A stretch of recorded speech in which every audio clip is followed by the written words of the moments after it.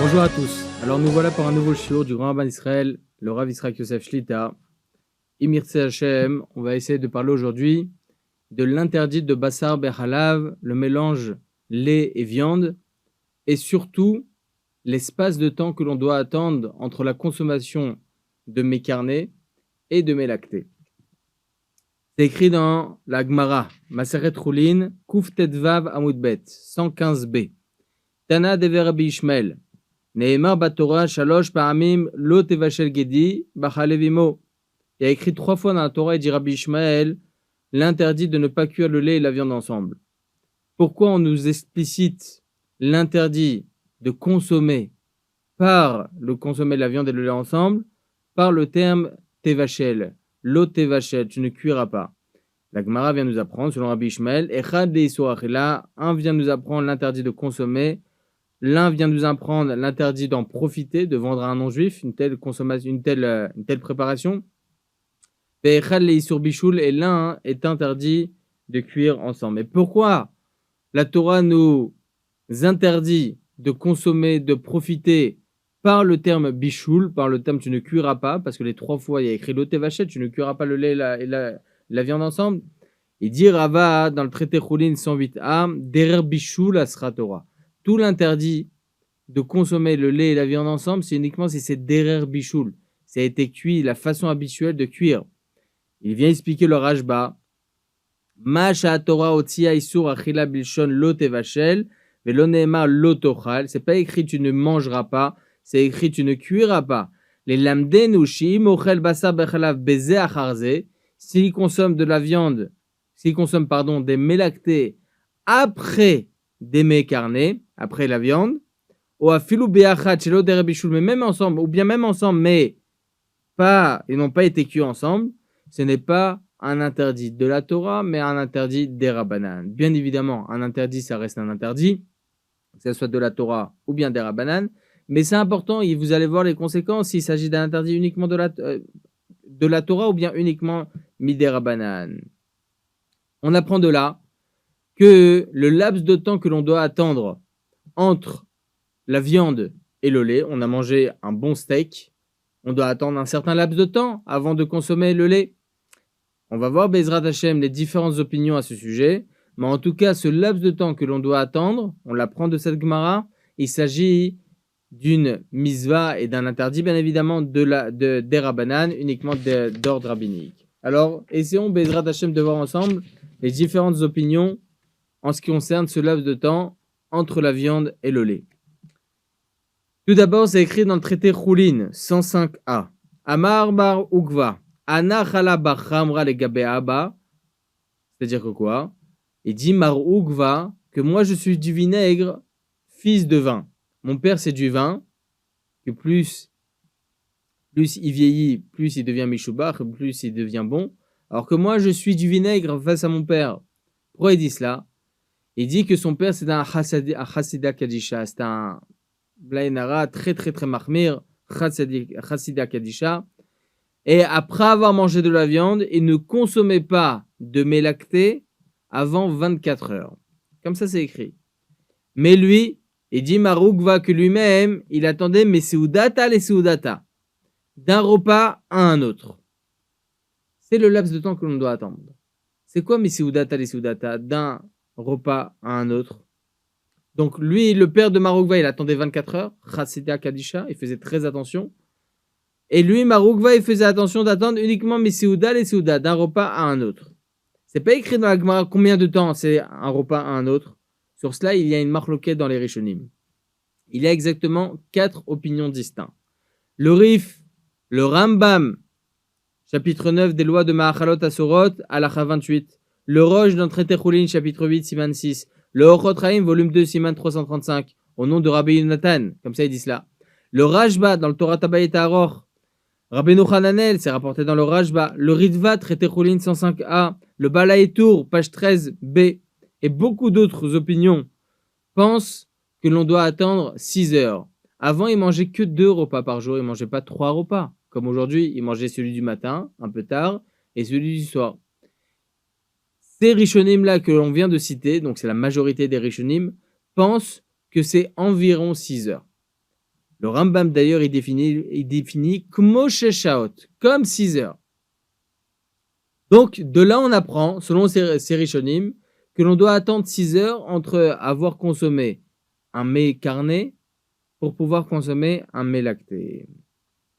Deuxième opinion. Les Tosafot Retechulin 105a, ils rapportent comme cela. C'est quoi mes Seouda, les Seouda d'un repas à un autre? Ça suffit juste d'enlever la nappe. Ok, on enlève la nappe. On débarrasse tout. Ok. On fait Birkat Amazon. On fait Maïm Achonim, Birkat Amazon. On a enlevé la nappe. Hop, on peut consommer du lait. Y a pas de problème. Ah, mais tu viens de manger un bon barbecue. Pas de problème. Mais Seouda, les Seouda. D'un repas à un autre. J'enlève la nappe. Je fais Birkat Amazon. Et hop, c'est bon. Ça, c'est l'opinion des Tosafot. Il n'est pas seul, les Tosafot. Ils sont pas seuls. Le Mordechai pense comme ça dans le traité Choulin, chapitre 8, Siman 587, au nom du Rahavaya. Rabbeinu Yechiel Miparish, Siman 182. Les trois pensent de cette façon qu'il suffit de retirer la nappe, de faire Birkat Amazon et de pouvoir manger ensuite des mets lactés. Donc on voit que le Birkat Amazon en réalité c'est la chose principale selon l'opinion des Tosafot. Le Taz, il dit non. Ça suffit de Silou Kashulchan, d'enlever la nappe. Juste d'enlever la nappe, pas besoin de faire Birkat Amazon. Selon le Taz, on enlève la nappe, même si on est dans le même repas, on enlève la nappe, on se lave un peu la bouche comme ça, et c'est largement suffisant. D'ailleurs, le lien de Silou Kashulchan, je mets entre parenthèses, il y a des conséquences assez intéressantes au niveau de la halakha. Dans Ilchot Brachot. Pourquoi? Silou Kashulchan, c'est quoi? On retire la nappe et on se retrouve déjà dans une autre Seouda. Si on est maintenant, oublions complètement Basar Bechalav. Vous êtes pendant Shabbat ou pendant la semaine, vous venez de manger un bon sandwich ou un repas à base de pain. Vous êtes à table, vous avez une nappe en plastique par exemple, et là, on retire la nappe complètement. On retire la nappe en plastique, on l'achète à la poubelle. Il faut savoir que selon la halakha, et comme ça on tranche la halakha, comme ça il tranche Maran Arovadia dans Chazon Vadia Shabbat, dans Chazon Vadia Brachot, pardon. Chazon Vadia Brachot, il tranche Mefourash, je vous dis exactement c'est où. Chazon Vadia Berachot, il dit dans Chazon Vadia Brachot, je me souviens plus où exactement, mais en tout cas c'est rapporté même dans le Shoot Shevet Alevi, ok. C'est écrit Mefourash là-bas que Silou Kashulchan dans Alichot Olam, pardon, pas dans Chazon Vadia, dans Alichot Olam, volume 2, Parashat Naso, alinéa 8, il y a écrit comme ça que Silou Kashulchan, c'est considéré comme tel. C'est quoi Silou Kashulchan? À partir du moment où j'enlève la nappe, c'est terminé, on est dans un autre repas. J'ai été massière d'Ahati, j'ai retiré mon esprit complètement du repas. En général, lorsqu'on enlève la nappe, c'est terminé. Il faut savoir que selon la halakha, dans un tel cas de figure, si vous avez enlevé la nappe et vous n'avez pas fait encore Birkat Amazon, on vous rapporte un verre d'eau, on vous rapporte du mésonote, on vous rapporte un bout de chocolat, on vous rapporte n'importe quoi, Adama Etz, n'importe, on fera la bracha dessus. C'est écrit comme ça même dans la halakha selon certains, qu'on doit faire bracha Rishona, bracha Achaona, même s'il y a Birkat Amazon après. Maran Arovadia il dit qu'on fait que bracha Rishona, on fait que une bracha, ok, on fait que la bracha par exemple de Shahakol. Vous prenez un verre d'eau, vous faites la bracha de Shahakol, et pourtant, vous n'avez pas encore fait Birkat Amazon. Et normalement, étant donné que vous avez mangé du pain, vous avez rendu quitte le Shahakol, évidemment. Non, dans ce cas de figure, non. Étant donné qu'il y a eu Silou Kashulchan, vous avez retiré la nappe, il faut refaire la bracha de Shahakol. La bracha Haona, non. Pourquoi? Parce que Birkat Amazon, ça va être poter. La Birkat Amazon que l'on va faire après, ça va rendre quitte tous les mets que j'ai pu manger après. Fermons la parenthèse. Le Silou Kashulchan, selon le Taz, c'est la principale cause qui va justement permettre la consommation de mets lactés après le repas à carné. Ça, c'est l'opinion du Taz. Autre opinion. Tosafot. Traité Choulin 104b. Au nom du Baal Halachot Gedolot. Le Rabbeinu Tam aussi, il pense comme ça. Après avoir mangé de la viande, il suffit de faire Kinuach ve'adacha et c'est bon. Pas besoin ni de faire Birkat Amazon, et ni de Silou Kashulchan, ni de retirer la nappe. Rien. Rien du tout. Il suffit juste de faire Kinuach ve'adacha. C'est quoi Kinuach ve'adacha? prendre un bout de pain, le mâcher, ok, pour enlever peut-être les derniers restes qu'il y a dans la bouche, prendre une boisson, de l'eau, du coca, n'importe, et le boire. Quinoa et Adacha. Et ensuite, selon le Baal Halachot Gedolot, selon Rabbeinu Tam, on peut consommer un mets lacté. C'est aussi l'opinion de Rabbeinu Zerachia Levi, Baal HaMaor.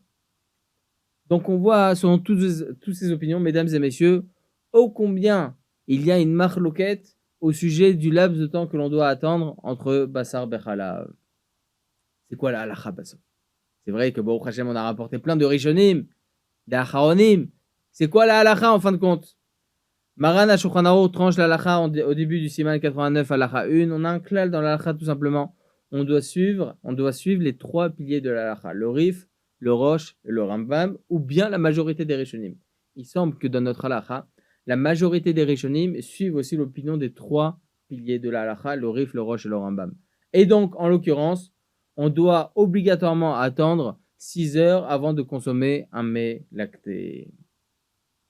Le Rama, il dit que la coutume dans sa région était d'attendre 1 heure. Mais le char sur place, alinéa 8, Siman 89, alinéa 8, rapporte au nom du Maharshal, il y a 450 ans. Ok, il était à l'époque déjà de Maran HaShulchan Aruch, le Maharshal. Il dit comme ça, Kol mi sheyesh lo reach shel Torah yamtin shel shaot. De celui qui a un arôme de Torah, qui a une certaine affiliation avec la Torah, qui n'a pas cela, qui n'a pas un reach shel Torah, qui n'a pas craint d'Akadosh Baruch Hu, il doit attendre 6 heures. Donc même pour les Ashkenazim, aujourd'hui, Roubam Kikulam, la majorité des gens attendent 6 heures, même pour les Ashkenazim. C'est pour cela que avant de consommer un mets lacté, il faut obligatoirement attendre 6 heures entre Bassar et Chalav. Le Gaon de Vilna aussi, il dit comme ça, qu'il faut attendre 6 heures après avoir mangé un mets carné, il faut attendre 6 heures. Le Pri Hadash, il rapporte une source pour ceux qui ont la coutume d'attendre 1 heure. Il rapporte d'où cette source? Du Zohar Kadosh. Parashat Mishpatim. Man de'achil ay michla b'sha'ata chadata o besouda chadata. Et il écrit comme ça, Meorer et adinim alav le ma'ala. Il dit comme ça, tout celui qui mange michla b'sha'ata chada o besouda chadata, celui qui mange le lait et la viande b'sha'ata chada dans la même heure, o besouda chadata, ou bien dans le même repas, c'est Meorer et adinim, ça réveille les dinim, la justice dans le monde en haut, et c'est pas bien. Donc on voit que selon le Zohar Kadosh, dans l'heure ou dans le même repas, mais après 1 heure, on pourrait manger, c'est pas Meorer les dinim, ça ne réveille pas les dinim. Mais il faut savoir que lorsque le Zohar Kadosh il dit Besha'ata Chadata dans la même heure, c'est pas stam 1 heure dans la montre, ok, lorsqu'on vérifie 60 minutes. C'est pas ça, 1 heure. On voit dans plusieurs endroits dans le Shas, ok, où il y a écrit comme ça, Sha'achada, ok, lorsqu'il y a écrit dans la Maseret Avodah Zarah, je vous donne un exemple parmi plusieurs. Traité Avodah Zarah 17a, il y a écrit comme ça que Rabbi Elazar ben Dourdia, ok, il n'a pas lâché une avéra. Il a fait toute la avéra du monde. Jusqu'à qu'à la fin de sa vie, il a voulu faire Teshuvah. Benia Rocho ben Birkav, il a mis sa tête sur ses genoux comme ça, il a pleuré à Kadosh Baruch Hu, Hachiatsa Nishmato, jusqu'à que sa neshama elle est partie, jusqu'à que son âme est partie, il est niftar comme ça. Yasta Batkol, il y a une voix céleste qui est sortie, Va'amar, Rabbi Elazar ben Dourdia, Mezouman lechaya olam haba. Rabbi Elazar ben Dourdia doit être accueilli maintenant au olam haba, au paradis. Bacha Rebi, Rabbi Yehuda Anassi, il a pleuré, Va'amar yesh kone olamo besha'achat. Il y en a certains qui acquièrent le monde futur en 1 heure. Est-ce que c'est vraiment 1 heure? 60 minutes? Non. En un instant, ça veut dire, un instant, ça peut rester 1 minute, comme ça peut rester plusieurs heures.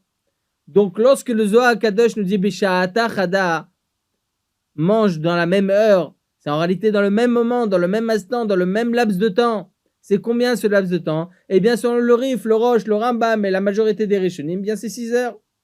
Donc, on ne peut pas rapporter une preuve de là-bas que Sha'ata Chada, c'est 1 heure. On ne peut pas rapporter une preuve de là-bas, la coutume pour ceux qui ont la coutume d'attendre 1 heure. Halakha le Maaseh, même pour les Ashkenazim, on voit selon ce que dit le Shach au nom du Maharshal, tout celui qui a Re'er Shel Torah, il doit attendre 6 heures, à plus forte raison par nous les Sfaradim, qui suivons l'opinion du Rif, le Rosh et le Rambam, et du Shulchan Aruch, Siman 89 halacha 1, que l'on doit obligatoirement attendre 6 heures. D'ailleurs, comme ça, étrange, Rabbi Yonatan Aibeshis, dans son livre Karti ou Palti, qu'il faut attendre 6 heures. Donc on voit la Hakat des Acharonim Ashkenaz, même pour l'opinion Ashkenaz, il faut attendre 6 heures. Le Pri Chadash, Siman 89 aligné à 6, il dit que certes, il faut attendre 6 heures, mais en hiver, il suffit d'attendre 4 heures. Pourquoi? Parce qu'en hiver, entre Seuda et une autre Seuda, on a moins de temps. Rabbi Yonatan Aibeshis aussi, il rapporte l'opinion du Pri Chadash et il la laisse de côté. Il dit non, on ne peut pas dire cela, même que ce soit en été ou en hiver. Dans tous les cas, il faut attendre 6 heures. Et comme ça, on tranche la lacha. Comme ça, c'est rapporté dans le Chida que yesh la achmir la amtin shesh shaot. Il faut être mahmir d'attendre 6 heures. Comme ça, c'est écrit dans le Shulchan Gavoa que la coutume, c'est d'attendre 6 heures. Et comme ça, on tranche la lacha. Mesdames et messieurs, on a bien développé le sujet. Allah le maaseh, il faut attendre 6 heures entre la viande et le lait. Maran Aravadia, dans son responsable Yabi Omer, volume 1, Yoredea Siman 4, il vient essayer de décortiquer les termes employés par le Rambam. Encore une fois, les termes employés par le Rambam, ils sont très medouyakim, ils sont très pointilleux. Il dit comme ça dans le chapitre 9 d'Ilchot Machalot Asorot, halacha 28, Sheim achal basar lo yochal chalav ad sheye benehem kemo sheshaot. S'il a mangé un mets carné, donc de la viande, il ne consommera pas un mets lacté seulement après avoir attendu kemo sheshaot, comme 6 heures. Avant, ils n'avaient pas l'heure comme on a aujourd'hui. C'était difficile de compter. Ok? Donc, ils n'avaient pas une heure spécifique. Ce n'était pas une heure 60 minutes arrondie. Et donc, il apprend de là, Maran Aravadia, qu'en cas de besoin, en cas de besoin absolu, ok, comme par exemple, lorsqu'il y a des soldats à l'armée, il leur donne un repas à base de viande, et ensuite le soir, il leur donne un repas à base de lait, mais il n'y a eu que 5 heures, 5 heures et demie entre les deux. Il faut savoir qu'en cas de tzorer, donc dans leur cas de figure à eux, si ça a été de la volaille, ils peuvent manger au bout de 5 heures.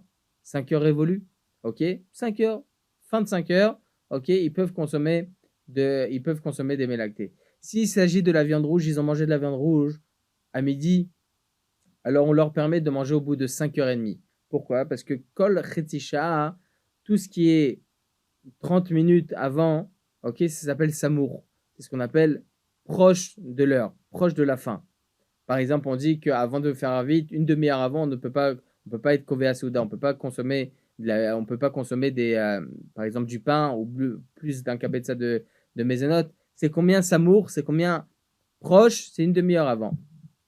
Donc si une personne elle a mangé un soldat ou un bachur yeshiva, il a consommé de la viande rouge, et au bout de 5h30, on leur propose maintenant le repas de la Seouda, de la Yeshiva ou bien de l'armée, au bout de 5h30, ils peuvent se suffire d'attendre 5h30, mais uniquement, encore une fois, là, on apprend de là, étant donné que selon ce que dit le Rambam, Kmo Shaot, on peut se tenir sur ce 5h ou bien 5h30, ça dépend si c'est de la volaille ou bien de la viande rouge, en cas de besoin. Mais pas pour manger une glace maintenant. On veut manger une glace à la vie, ça me porte à l'œil. Non, il faut attendre 6 heures révolues. Ce laps de temps, on ne commence pas à le compter après avoir fait Birkat Hamazon. Non. Si on a mangé maintenant de la viande, on a fini le repas complètement. Et là, on commence à chanter. Par exemple, on est Shabbat, on commence à chanter, faire des divrei Torah, etc., etc. Et qu'après 1 heure ou 2 heures, on fait Birkat Hamazon, par exemple. Au bout d'1 heure, on fait Birkat Hamazon. Dans ce cas de figure, on ne compte pas à partir de Birkat Hamazon. On compte à partir du moment où j'ai terminé la consommation de mes carnets. Comme ça, c'est rapporté dans la halacha. Pour quelle raison on doit attendre autant de temps? Alors, il y a une marloquette entre le Rambam et Rashi. Le Rambam, chapitre 9 d'Ilchot Ma'achalot Asorot, halacha 28, il dit comme ça, Mipne abasar sheben hashinaim, à cause de la viande qui peut rester entre les dents. Avant, ils n'avaient pas, comme aujourd'hui, au Hachem, on s'arrange les dents, on va chez le dentiste, etc. Il y avait pas mal de perforations à l'époque dans leurs dents, donc ça rentrait entre les dents. Même aujourd'hui, ça peut rentrer entre les deux dents. Donc, Bassar ben Hashnaim, il nous dit le Rambam, à cause de la viande qui peut rester entre les dents. Ça, c'est l'opinion du Rambam, pourquoi on doit attendre 6 heures. Selon Rashi, non. Mishum ata'am me'ama'ayim ou me'achayir. Il dit comme ça à cause du goût qui peut ressortir, parce que la viande, c'est quelque chose de lourd. Étant donné que la viande, le goût, il peut rester, du moins ce qui peut rester dans l'estomac, lorsqu'il peut y avoir de l'air, etc., on ressent encore la viande. C'est pour ça qu'on doit attendre 6 heures. Ça, c'est l'opinion de Rashi. Il y a exactement 7 nafkamina la halacha, selon les deux opinions. C'est quoi nafkamina? 7 différences halachiques que l'on pourra retrouver selon l'opinion de Rashi face à celui du Rambam, ou selon l'opinion du Rambam face à celui de Rashi. Vous allez comprendre selon ce que je veux dire maintenant. Si quelqu'un, vous avez un petit nourrisson, un petit bébé, au Hachem, et vous voulez lui donner à manger. Maintenant, c'est quelque chose de dur. C'est une viande qui est dure, par exemple, ou bien c'est un plat de viande qui est dur. Et qu'est-ce que vous voulez faire? Vous voulez lui mâcher, et ensuite le remettre sur la petite cuillère et lui donner. Vous ne l'avalez pas. Juste vous le mâchez. Selon le Rambam qui pense que le Inyan, pourquoi on doit attendre 6 heures, c'est par rapport à Bassar chez Ben Hashinaim, par rapport à la viande, ou bien quelque chose qui est viande entre les dents. Selon le Rambam, on doit attendre. Pourquoi? Parce que dans tous les cas, là, il a mâché, donc c'est un problème. Alors que selon Rashi, qui est le problème, c'est le fait qu'il a avalé, donc c'est Moshe Khatam, le goût est encore dans l'estomac. Dans ce cas de figure, non, on ne devrait pas attendre 6 heures. Voilà la différence qu'il y a entre Rambam et Rashi. Selon Rambam, on doit attendre dans un cas de figure comme ça, parce qu'on a mâché, donc c'est Bassar Ben Hashinaim, c'est la viande qui est entre les dents. Il faut attendre 6 heures. Alors que selon Rashi, on n'est pas obligé d'attendre 6 heures. Première différenciation halachique. Deuxième différenciation halachique. Si une personne elle a avalé un bout de viande sans le mâcher, selon le Rambam, on n'est pas obligé d'attendre 6 heures. Selon Rashi, on est obligé d'attendre 6 heures. Troisième différenciation halachique. Si une personne, elle boit, ok, elle a mangé par exemple de la graisse de viande, ok, ça rentre pas entre les dents. Ça rentre pas entre les dents. C'est quelque chose qui se mâche, mais très très rapidement. C'est quelque chose presque qui s'avale. Dans ce cas de figure, selon le Rambam, on n'est pas obligé d'attendre 6 heures. Selon Rashi, on est obligé d'attendre 6 heures. Quatrième différence halachique. Celui qui n'a pas de dents, il avale une soupe de viande. Selon Rashi, il doit attendre 6 heures. Selon Rambam, il n'est pas obligé d'attendre 6 heures. Cinquième différenciation halachique. Si une personne elle a des fausses dents, ok, un dentier. Elle a un dentier de viande, elle a un dentier de lait. Il mange sa viande avec le dentier de viande, il l'enlève. Selon Rambam, il n'est pas obligé d'attendre parce qu'il a changé de dentier. Selon Rashi, il est obligé d'attendre. Sixième différenciation halachique. Si une personne, elle s'est brossé les dents bien comme il faut, Bechorim ou Bezakim, bien comme il faut. Selon Rambam, il n'y a plus de viande, donc il n'y a plus besoin d'attendre 6 heures. Selon Rashi, il est obligé d'attendre 6 heures. Septième différence halachique. Si au bout de 6 heures, il lui reste de la viande entre les dents, selon Rambam, il doit obligatoirement enlever. Selon Rashi, il n'a pas besoin d'enlever, parce que tout le problème, c'est par rapport au goût. Comment on tranche la halakha, mesdames et messieurs? Le tour dans Yoredea, Siman 89, ainsi que Maran Abed Yosef dans Orach Chaim, Siman 173, il dit comme ça, Tov le'echos bechomre shnei ata'amim. C'est bien d'être mahmir et de suivre les deux opinions. D'être mahmir comme les deux opinions, autant celui de Rambam, autant celui de Rashi. Shulchan Aruch, Siman 89, halakha 1, il a changé un peu ces termes et il dit qu'au contraire, tsarich le'amtin, il faut attendre. Au sujet de quoi il dit là-bas, le Shulchan Aruch, il parle par rapport à une personne qui mâche pour un enfant. Selon le Rambam, il est obligé d'attendre. Selon Rashi, il n'est pas obligé d'attendre parce qu'il n'a pas avalé. Il dit là-bas, tsarich le'amtin, il faut attendre 6 heures. Donc on voit, mesdames et messieurs, qu'on est mahmir comme les deux opinions. Autant celui de Rashi, autant celui du Rambam. C'est-à-dire que si demain maintenant, on boit une soupe de viande, on boit une soupe de volaille, par exemple, Bassari, on doit attendre. Ah, mais on n'a pas de viande entre les dents. Le méchané, on tranche comme le Rambam et comme Rashi. Ah, on s'est brossé les dents, c'est quoi le problème? Non, comme Rashi. Ah, mais je change de dentier, comme Rashi. Donc, chacun selon son opinion, on tranchera la halakha, la achmir, on sera mahmir. La question est, pourquoi on est obligé d'être mahmir? Tout ce qu'on vient de dire, on a dit au préalable que d'attendre 6 heures, c'est des rabanan. C'est une mitzvah qui a été instituée par Chachamim, par nos Chachamim, le Rif, le Rosh, le Rambam et la majorité des Rishonim. Il y en a d'autres qui pensent qu'il n'y a pas besoin d'attendre. Très bien. Donc ça, c'est des Rabbanan. Maintenant, tu as une marloquette sur le sujet des 6 heures maintenant. Tu as une marloquette. Pourquoi tu dois attendre 6 heures? Rambam, Rashi, et toi, tu es marmir comme les deux. Dis, ça fait que des Rabbanan à Kula. En cas de doute sur un des Rabbanan, sois plus Mekel. Pourquoi tu es obligé d'être marmir selon toutes les opinions sur un des Rabbanan? Ça fait que des Rabbanan à Kula. Le Sefer Yad Yehuda, c'est un très très beau livre qui a été écrit par un gars en Ashkenaz. Il explique pourquoi. Parce que ça s'appelle Davar chez Shlomatirin. C'est quoi Davar chez Shlomatirin? Je vais vous donner un exemple simple dans Ilchot Shabbat. Vous avez un œuf qui a été pondu pendant Shabbat. Un œuf qui a été pondu pendant Shabbat. Cet œuf-là, il est mouxé. Pourquoi? Ça s'appelle Nolad. C'est quelque chose qui n'était pas existant, qui est maintenant existant. Il est mouxé, il a fait méot. Si maintenant la poule, elle est venue pondre, cette brêle, elle est venue pondre dans une panière remplie d'œufs. Il y avait plein d'œufs. Je voulais en gober quelques-uns. Ces œufs-là, ils étaient permis. Et là, ma poule, elle est venue, elle a pondu dans ma panière. Je ne sais pas, elle est où l'œuf maintenant? Le nouvel œuf qui vient d'être pondu, je ne sais pas, il est où? La Gemara de nous dire, dans ma Maseret Betsa, Davar sheish lo matirin afilu be'elef lo batil. C'est quoi Davar sheish lo matirin? L'œuf qui a été pondu pendant Shabbat sera permis dans quelques heures, à Motzei Shabbat. Ça s'appelle Davar, quelque chose sheish lo matirin, qui va être autorisé par le temps. Dans un certain temps, ça va être permis. Là, on ne pourra pas dire Batal Beshishim. Ah, ça s'annule dans 60 fois la quantité, etc. Non. Davar sheish lo matirin, quelque chose qui va être permis par le temps. On ne peut pas l'annuler dans une quantité même infinie, même dans 1000 fois la quantité. Il dit le Yad Yehuda, la même chose par rapport à Basar Bechalav. Tu veux dire, ça fait que des Rabbanan Akula, peut-être que tu devrais permettre l'opinion du Rambam, l'opinion de Rashi, soit ça fait que des Rabbanan Akula. Non. Pourquoi on ne dit pas ça fait que des Rabbanan Akula? Parce que, étant donné que c'est Basar Bechalav, étant donné que sur le temps, le long terme, dans 6 heures, ça va être permis, tu ne peux pas dire ça fait que des Rabbanan Akula. Tu ne peux pas te suffire d'un clan pour te dire ça fait que des Rabbanan Akula. En cas de doute sur un des Rabbanan, on est plus Mekel. Non. Parce que dans 6 heures, ça sera permis.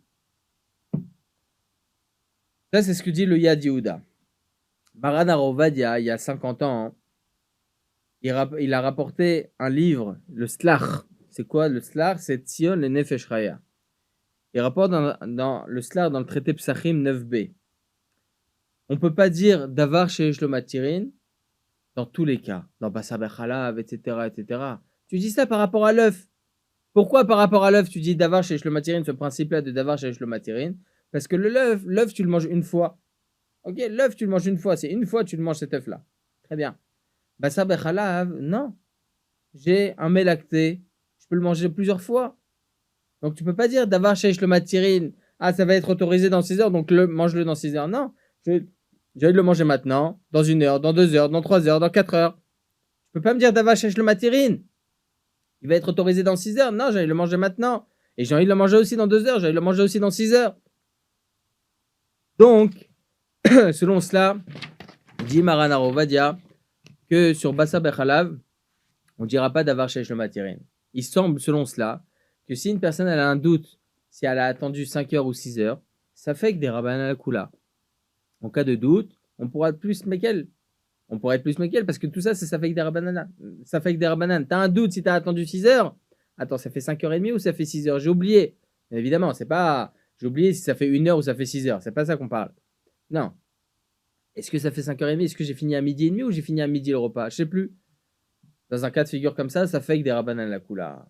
Mais donc la question, elle revient. Pourquoi on est obligé d'être marmir comme les deux opinions, Rambam et Rashi? Attends, c'est par rapport à la viande qui est entre les dents ou c'est à cause du goût qui peut encore être réingurgité?